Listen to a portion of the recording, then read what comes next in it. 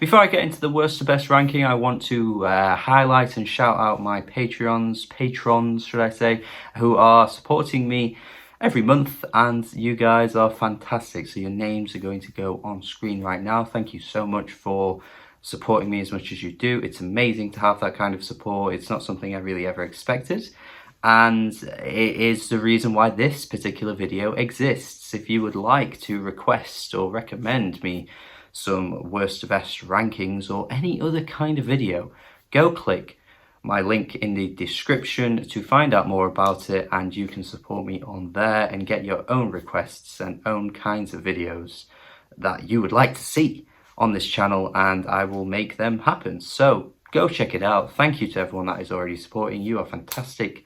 And let's now get into the ranking. One of the unsung heroes of pop music, Roshin Murphy, the Irish singer, songwriter, pop singer who started in the early days of the 2000s with Moloko, the duo, the band, the dance pop band, who give us big bangers like Sing It Back, Sing It Back, Bring It Back, Sing It Back, Sing Me. You know the tune. Pretty big in the UK. There were some hits as well alongside that track particularly. But Roshin Murphy's solo career, as successful as it has been, it's been good for her. It's not been good enough. It hasn't been popular enough for my liking. I am not happy with the lack of love, the lack of support, the lack of just recognition this woman has gotten over the years. It's just not good enough. You guys are not doing good enough. I'm disappointed, very, very disappointed. Starting in 2005 with her own solo material, she has been dropping music ever since then. Even to this day, she's putting out music, and so much of it is worth your time. It truly is worth your time. She is a fantastic artist, and such a good artist to do for a video like this, because it really gets me to highlight how good she is, her best material, what I think is obviously her worst to best, of course, and just, you know, gets to highlight her to you guys, just in case you're thinking, he's done a worst to best video here of an artist I'm not too familiar with. Let's click find out more about her and see if I'm going to like her myself. That's what I hope this video will do. But if you're already a fan of hers, well done to you.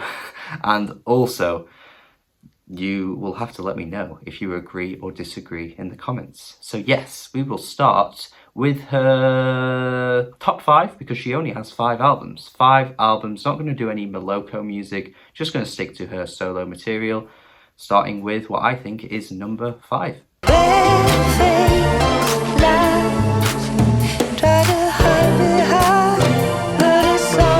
Initially, before starting this ranking, I probably would have thought this would have been 4th in her discography, but actually going back to her albums for this video particularly, it has made me realise that there is one slightly better than this. But with that being said, I hold all her albums at least, you know, good. They're all at least decent, they're all at least good.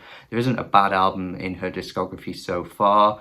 And it just turns out that this one, which is easily her least talked about album as well, perhaps there's some correlation with that being her weakest. Could be, I don't really know. But I'm putting it here.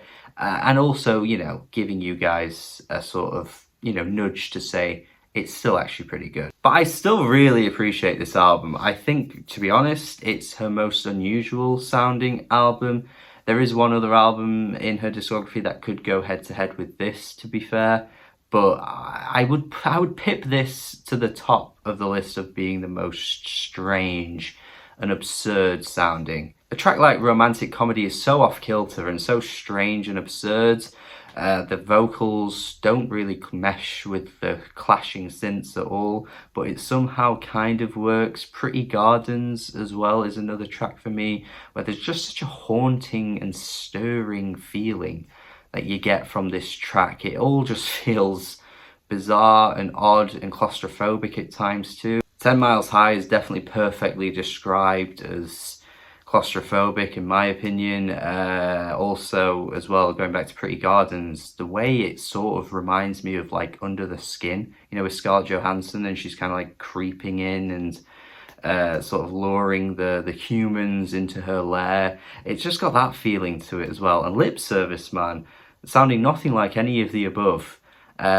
Sounds more like a 50s, 1940s or 50s kind of swing track. It's so weird. It sounds like a track that would fit perfectly on like Fallout 3 or something. Just such a diverse array of ideas and sounds. Honestly, it's such a strange album, but at the same time it feels like it's true to her. I feel like she has this in her to make odd songs, but also when I say they're odd, they're still pretty accessible. I mean, it still sort of falls in the synth pop realm. There's just a weird offness about some of these tracks. It doesn't always stick the landing, and certainly could have been better overall, but I still think it's pretty good, and it just serves its purpose for Róisín delving into odd sounds and styles. Even pretty late in her career, mind you. This is pretty far into her career. It was 2016. So yeah, I appreciate this one a lot.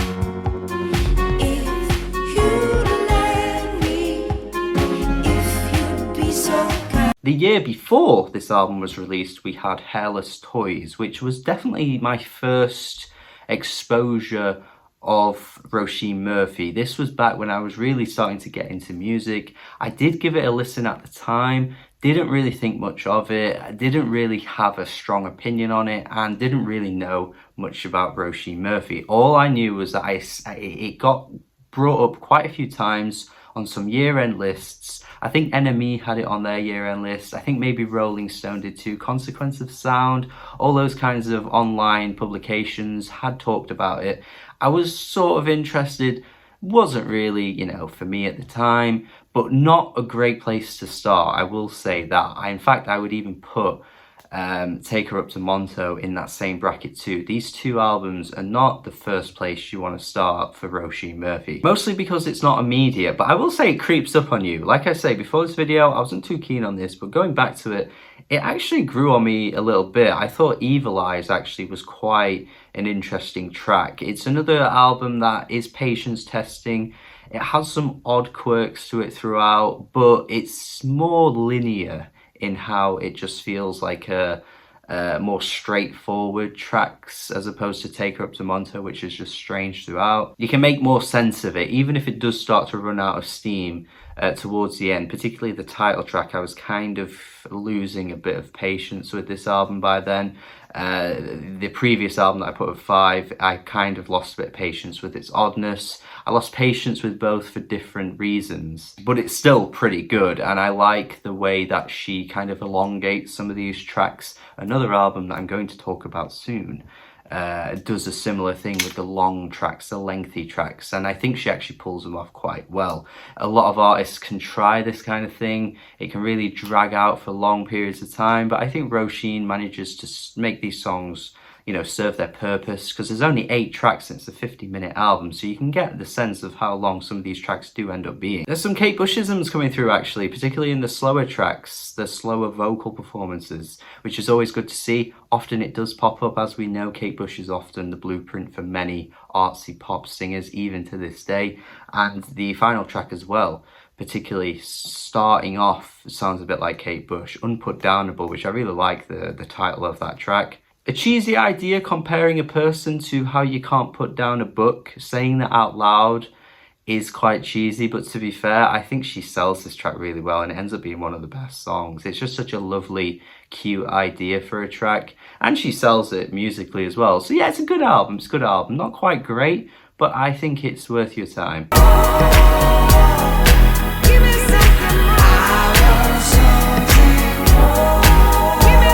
Now at number 3, we have Roshin Machine. This is her third best album in my opinion, my own opinion of course. Recent, her most recent album to date obviously came in 2020, during the year where there were so many, what felt like so many disco-y pop albums that were very much inspired by the 80s. It felt like the year of that. I don't know where that came from, if it was just coincidence, but there were so many that came out. This was one of them.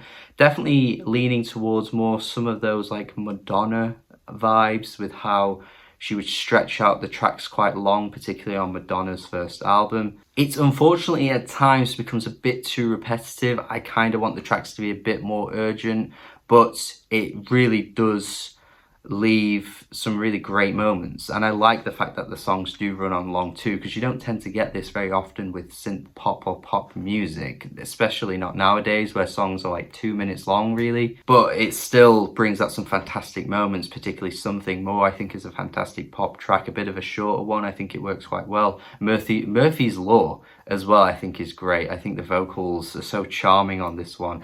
Murphy's Law. And Incapable, which is a bit depressing to be fair, with the idea of how she's pitching herself as someone that's just incapable of loving another person. An incredibly depressing idea for a track, but honestly, when you read into some of the lyrics and how she's wording it, I think a lot of people out there, particularly if they've been single or broken up with someone quite recently, or been single for a long time, might even relate to something like this. The idea that you just can't find a way to fall in love with someone and they fall in love with you, but over a disco-y pop beat, it kind of jams. But it still ends up being a good album, and I think you should shorten some of the tracks at times. You could cut down some of the songs. They're a bit congested, they're a bit bloated, but they work for what they are, and their grooves do lock you in for quite some time. The runtime isn't a huge issue, but I just think going forward into an album that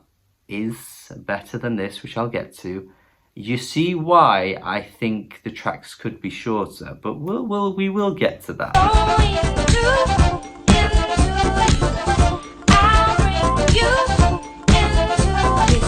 At number 2, we got Ruby Blue. So we're not quite getting to what I'm about to discuss yet, but before then, we've got the debut album, a bold debut album, because you got to remember she was part of Moloko, a bit more of a dancey pop act. Some big pop smashers that were topping the charts at the time. And then she goes into this, a bit more rhythmic, a bit more unusual. The grooves, the melodies aren't quite comprehensible at times, but they're so cool and creative. You've got the colourfulness of So Into You.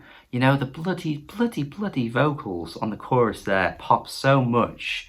You've got Night of the Dancing Flame. There's so much going on. So many little instrumental quirks coming through. Like, you can't even pinpoint some of the instruments that are coming through on this track. It's just so primal and just tribal as well at times, with how the instruments just feel so natural and earthly. It sounds so good and it's so catchy. Tracks like Dear Diary are so damn rhythmic, but there's so much going on again with the vocals. Like, the vocals will layer over one another and the backing vocals will come through and it sounds quite gospel. It sounds so great. This album is fantastic, man. It is fantastic. I just love the creativity, the vision, the boldness and the vision of these tracks is what makes Róisín so special, I think, because they're catchy and they're pop tunes, but they're not quite done the same way as what you might expect your average pop song to sound like. It's just got that slight quirkiness that makes these songs sound so creative and they pop so much. The really jaggedy and strange like guitar coming through on the title track honestly sounds like something Jack White would do, honestly. Like some of the more recent Jack White albums, maybe he heard this song and thought, yeah, I want to do similar things. I don't know. I could see it. It sounds that kind of odd and jaggedy and strange. Man, it's just got everything, this album. Sure, some of the melodies can run a bit stagnant, I think, particularly on a track like Through Time. And you've got the track If We're in Love, which is pretty basic on a lyrical level. I'm not going to hold that against though, because I still think the track is incredibly catchy.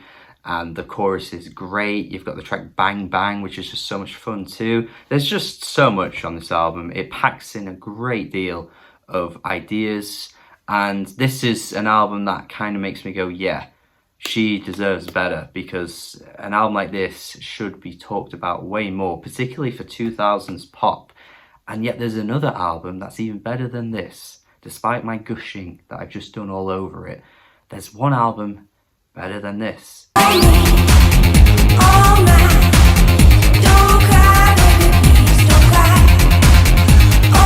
Yep, number 1, we have it. The list is complete. Overpowered, number one, is the best Roshin Murphy album, in my opinion. This album right here is the go-to pop album for the 2000s. I'm not going to go as far as saying as I think it's the best album in pop for the 2000s, but it might be. And if it's not, it's top 5.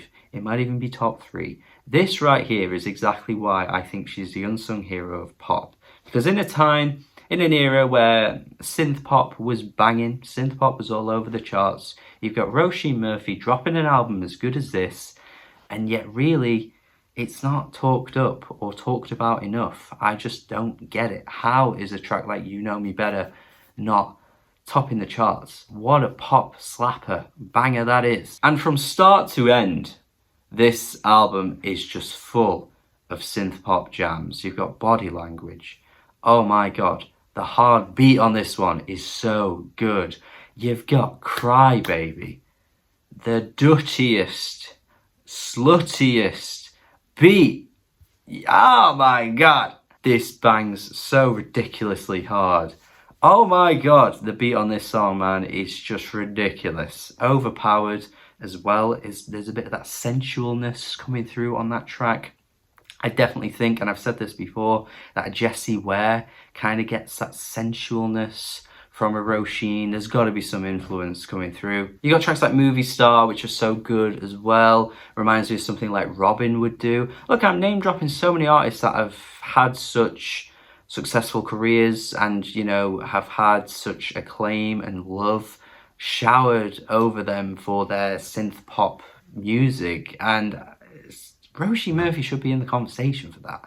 Every fan of pop music and synth pop should be listening to an album like this. It truly is fantastic. It just never slows down. You know, it's constantly catchy, and the rhythms are always ear-grabbing. It never gets boring. It never gets stale.